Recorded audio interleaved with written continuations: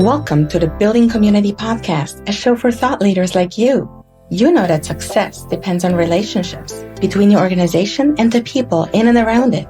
This season will focus on insider insights, where experts will let you in on their best practices in a specific area of community building. Together, we shine the light on how community helps you reach your corporate goals. I'm your host, Simone, and I've been empowering organizations for a decade and a half doing exactly that. Ready for it? Listen in as we set out to make communities thrive. Organizations have started focusing on moments that matter. And technology helps HR and people teams do exactly that.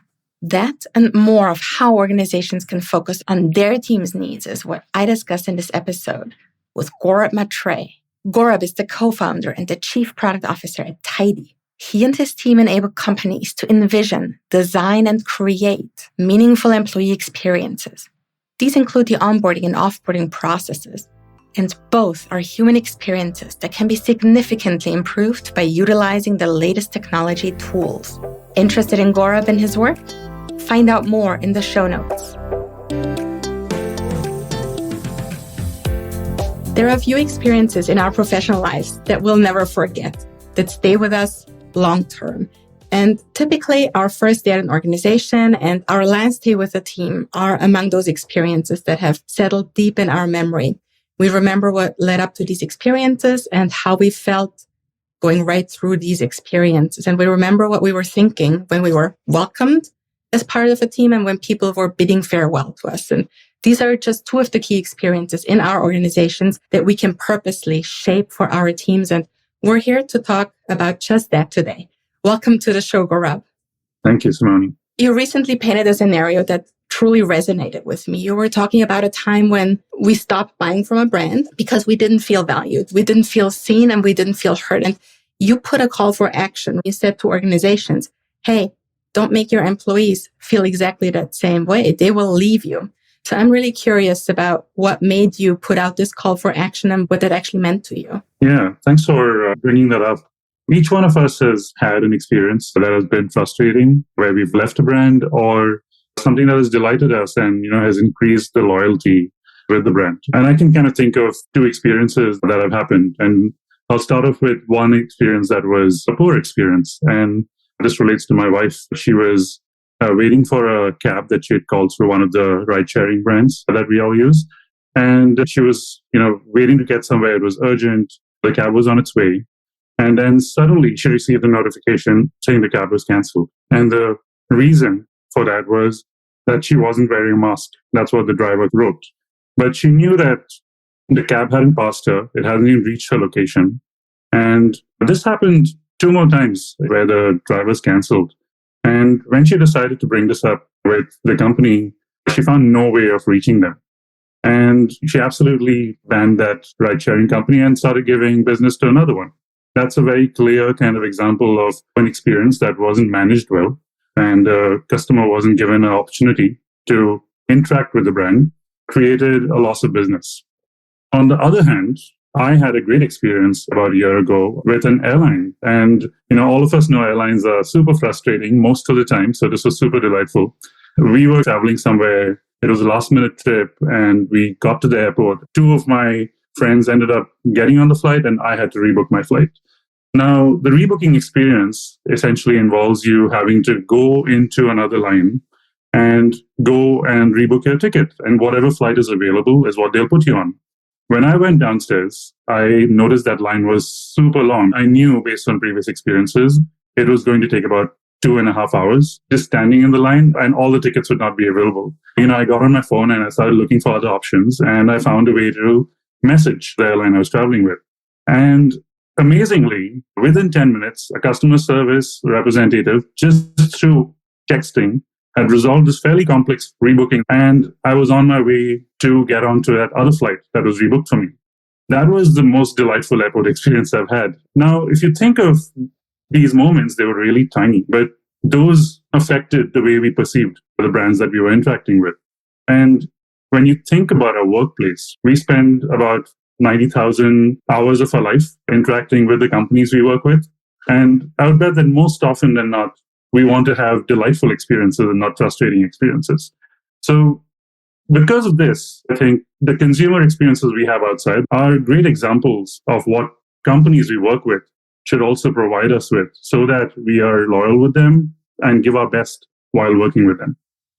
Yeah, so take what we learned from the consumer experience and transition it into the employee experience. The question here is, you're talking about those tiny moments, right? Those are things that are minutes out of our lives, but that shape our impression so much. How does an organization actually, from an HR perspective, from a people perspective, because there are so many touch points as we're working with an organization. For me, for example, I worked with an organization for 16 years. There were probably millions. So what key touch points can an organization focus on to actually have a positive impact? Yeah, that's a good question. And there has been a noticeable shift in what organizations focus on, right? I think for a long time, it was about looking at employees and thinking of the tangible outcomes that they're providing. How many hours you've worked, tasks completed, how many products have been shipped. But today, it's the intangible aspects that are equally valued. Organizations have started focusing on moments that matter. That's a term we've heard quite a lot over the last 10 years, I would say. And that's a great kind of start.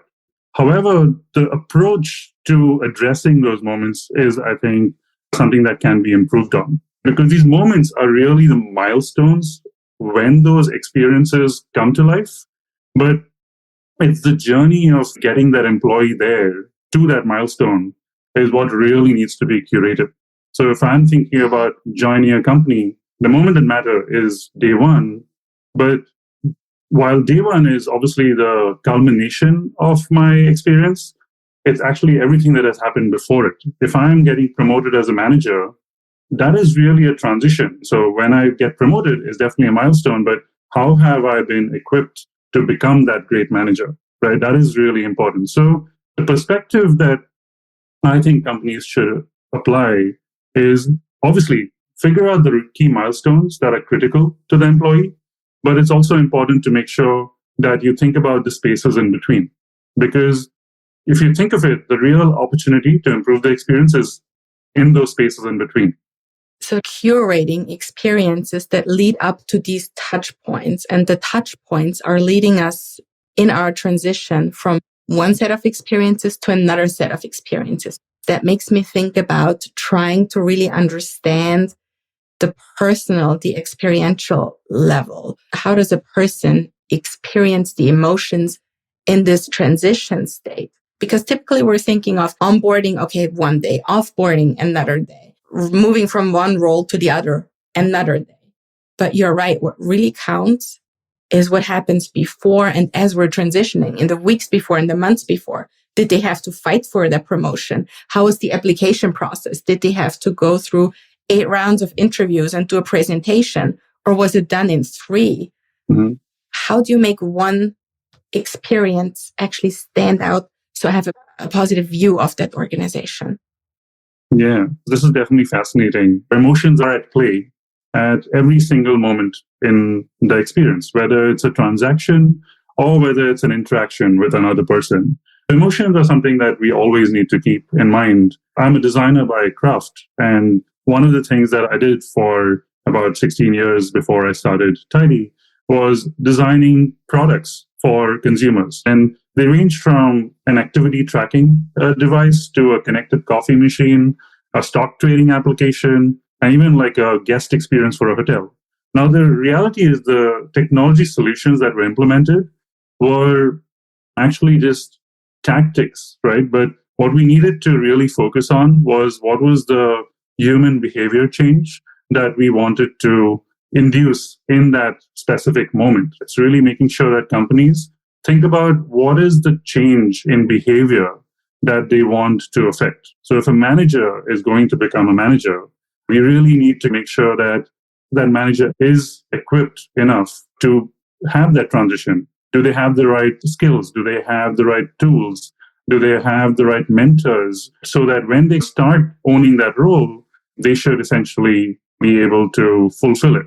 So there is a, before, during, and after support system that needs to be provided so that when they need help, when they have wins, we should celebrate them. When they have challenges, we should give them somebody to solve them. And all of these moments are very critical in this process. So you're talking about the support system. You're talking about equipping your team members with the tools, with skills, with mentors, as you said. That is fairly easy with the smaller entities I work with, right? I see that with the startups, with the nonprofits. It's really tough when you have organizations with thousands of team members, and it gets really hard when they're spread out across the globe. So how do you actually go about scaling that human aspect in organizations? Yeah, so scaling breaks organizations all the time, whether an organization is at 50 and then they go to 100, if they go from 100 to 500 or 500 to 5,000 and beyond, right? Scale always has a way to kind of really push your limits. And it also makes you realize what becomes important. What is critical at that point is to zoom out and really look at what is it that you can potentially hand over to technology and what is it that you really want humans to do. Technology is a tool and it's a facilitator to help you really do the things that you do well better. So when you're going through the process of scaling, you need to kind of really look at what are the repetitive tasks, the complex tasks that maybe are slowing down or taking up a lot of resources, right? Whether it is compliance tasks, whether it is some logistics tasks that you need to do. There are a lot of those things that when you're a smaller organization, you don't think about because that one person or three people are doing it. And that is the right solution for that time. But when you become an organization that is hiring 100 people a week, that kind of process does not scale. The second thing is to think about the moments that require more of a human interaction. Hopefully your teams do have the bandwidth to build relationships, guide people one-on-one, speak to mentors, have conversations that are going to provide that personalized experience, and also create programs that will potentially do this. And nothing is always perfect. So using your team and your audience, who is essentially your employee base, to constantly give you feedback is also important, because again, the misconception of a system is that once build it and set it and forget it. That's how systems are thought of. But as the organization evolves, you need to keep collecting feedback and really implement it back into the system. That's the power of technology. You can make changes real time, which is what helps you stay iterative. And so those are the three things I would say you need to do to help scale. Automate all the repetitive tasks that are slowing you down. Really focus on human interactions and make sure that you're constantly taking feedback so that the people who are consuming this experience do have a way to help you make it better for the future. I like this thought of using technology not just to replace what we're not doing well, but to actually use it to do what we're already doing well even better. And that human component that you're bringing in, that reminds me of something that you said to me recently when you were talking about creating onboarding experiences where a tech system has evolved to a point where it sends either flowers or other things to people who are working from home, who are working remotely, not just the typical swag that we see, but to actually personalize that experience where you have certain vendors and already during the onboarding process, you create some sort of a persona of the person that's joining your team and you decide, oh, these are the experiences that this person would appreciate. Yeah, the way I look at it is technology makes space for us to provide more human experiences. That's what technology is helping us do. As organizations grow and the processes get streamlined, you can start providing these unique experiences. So one of our customers has automated the entire onboarding process using Tydy. But what they've also done as a part of the automation is send timely notifications to the local flower vendors in whichever city they are hiring. And about 2 days before the new hire is starting, the flower vendor has a personal note already written by the manager. They have the date when the person's starting, their address, and just their basic details to be able to then send 1 day before the person joins a bouquet on behalf of the company and the team. And that really creates that, beautiful in-person experience, which today in today's hybrid world is really hard to mimic. But this is a very kind of tangible experience, but it's facilitated by technology. But it's hard to imagine as you have 30,000 people joining your company in a year. But technology can enable that. And, these companies who are amazing employer brands have envisioned experiences for their new hires, but facilitated them using technology. The question that comes to mind here is the data perspective, right? Data and analytics, it's always a very tricky subject. And people don't always want their employer to know everything. So where do we draw the line here? Yeah, all of us are living in a world where we have CCPA, GDPR, all of these data privacy rules coming into effect, and for good reason. The reason why it has become a negative thing is because companies in the consumer world have abused it knowingly or unknowingly. And yes, we need to take a complete extreme perspective on this to make sure that that doesn't happen. When it comes to an employee experience or anybody using data, it is about consent and responsible use. Our relationship with data is really correlated to the value that you get from it, right? So when you think about, let's say, Uber, your address is in the app. And the reason why you do it is because you are getting the convenience of a cab coming to you. There's value in you sharing your address with this company because you want that convenience. So there's a mutual benefit in some way, right? I think people are okay with having a healthy relationship with the data that they give to the companies that they're giving it to. So it's about building transparency here as well, communicating what will the data be used for, building trust so people know it's only going to be used for what was disclosed, and providing value so that me as a future employee or me as a current team member, I see the value in giving you as organization my personal data that goes beyond maybe just my address, but maybe also letting you in a little bit into my life and sharing my likes and dislikes with you, telling you about what my hobbies are so that you can then personalize those experiences better as an organization. Yeah, absolutely. So you want to reduce the anxiety, increase the delight in those experiences. And in no way should that data be used for something malicious. And you're right, transparency is really key. And when we talk about designing the experience, these kind of consent touch points and communication elements need to be involved as you're collecting that data. So how is the data piece different from the analytics piece? Yeah, so analytics have really focused on defensive metrics, something that you look back at. While it's important to track attrition and drop-off rates and all of those things, they are backward looking. But what has been happening as a shift in analytics, what companies are doing is proactively collecting information from employees about what are the reasons that they stay. Why are employees at the company? What will make them happier? What will make them more fulfilled? Microsoft has started doing this, and they call it the Thriving Score, where they essentially send out pulse surveys every 6 months on a couple of different criteria. What they are doing is essentially proactively asking employees for data, for information, but they're using it to turn it around into a good experience. So analytics have been looking backward, but I think now by creating scores that are forward-looking, using data that is being shared by employees with their consent, they can now use those analytics to provide better experiences. And the better experiences that we want to provide, those not only start when the employee is onboarded and they don't end when the employee is offboarded. We've kind of changed this traditional approach of the employee lifecycle a little bit. Yeah. Onboarding process starts way before and offboarding starts way, way, way later than we're used to. Yeah. And consumer brands have really evolved, right? Consumer brands have realized that customer success and loyalty is important. So you kind of start seeing all of our brands really focusing on you even after you bought the product. The same correlation works with companies. It's not only about hiring, getting people into the door and getting them productive.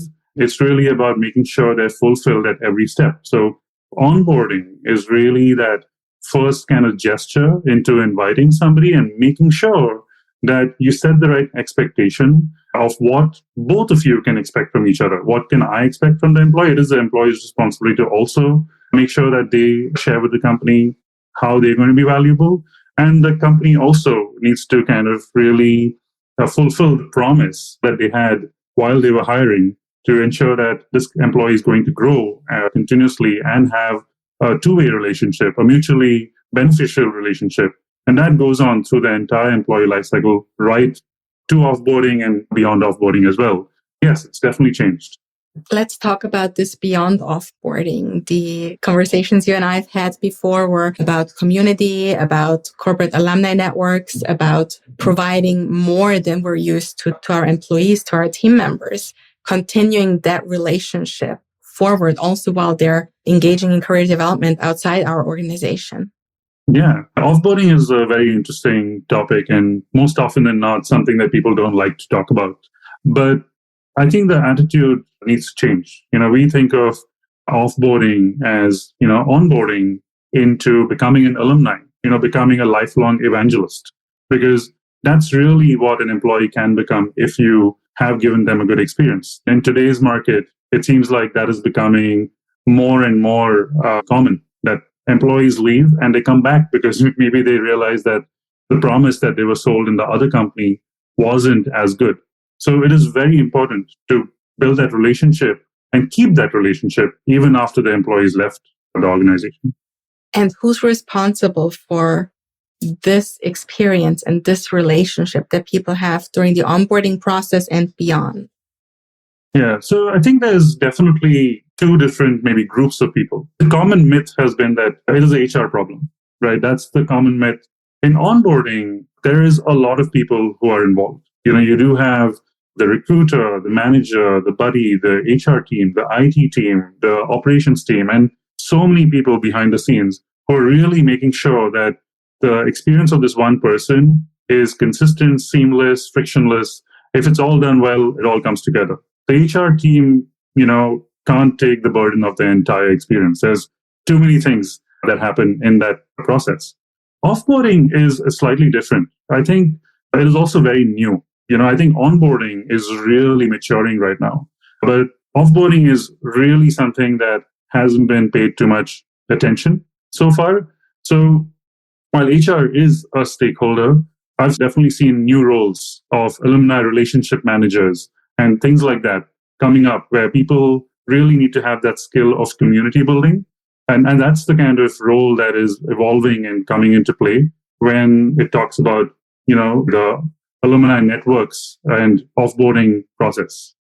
So you're talking about alumni relations manager, but we've also previously talked about employee experience designers. So that goes into this entire thinking of creating experiences for our team members while they're there. And this mix between using technology and using the human aspect to actually create those experiences for our team members. So do you actually see a shift in organizations? Do you actually see this changing in real life in organizations out there today already?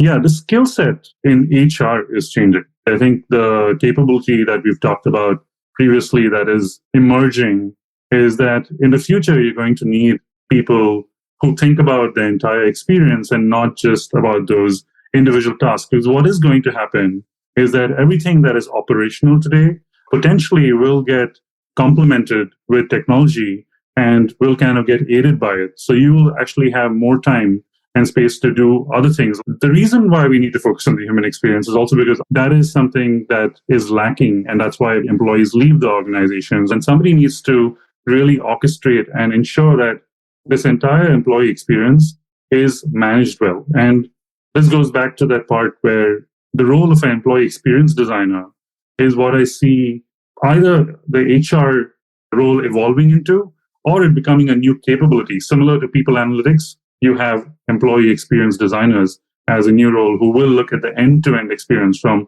onboarding to offboarding and beyond. And as we're having these new roles develop, and this is kind of organically as I see it, people just add more capabilities and, like you said, also bring in new technology tools to create these new experiences and to react to what people actually need out there. The one big question that I always see is how do we actually give our team members a voice throughout this entire process? How do we know what we're creating for them is actually a positive experience, is actually doing what it's intended to do? Yeah. In reality, there's no kind of silver bullet. It's really important for us to kind of introduce this concept of being able to pilot initiatives and do the test and learn approach. The test and learn approach has been used a lot maybe in the technology teams when you're building a product But in people processes, of course, it has a lot of impact. So you really need to segment and make sure that you have a willful group. So if you're starting a mentorship program, it is important to make sure you first have a pilot group and make sure that you can test that out. And once you get feedback from that, you scale that up, right? So the mindset of how you're implementing these things is super important. Just going back to your part about how do you give people a voice? That's the part that correlates to this idea of the employee experience designer. If you look at the field of design, initially design was the realm of only people who could use specialized tools, right? It was almost this elite activity that you had to go and hire this designer, and everybody else who couldn't use those tools kind of weren't empowered to design or have a say in design. But then you fast forward and you start looking at tools like Canva. They allow and enable everybody to become a designer to a certain extent. And everybody does get empowered and now can actually start moving faster, right? They can start doing things. I think being able to deploy certain tools at a grassroots level to enable a lot more people is the same thing that needs to happen in the employee experience space. It's important to start empowering the HR and people teams, similar to how sales and marketing teams have been empowered to unleash their creativity. The same thing needs to happen in the people space. To start small, iterate, give people the tools and the knowledge, empower them to actually make a difference themselves, and then start scaling and look at it in the big picture. We're talking about technology, and when we're talking about looking at the offboarding experiences and then at the onboarding experiences and everything in between, how can technology tools actually help us have a positive impact on our team members? Yeah, so technology needs to be a facilitator for the human experience and really empower teams to create a better experience for the employees. For example, at Tydy, we help companies design, unify, and manage employee journeys.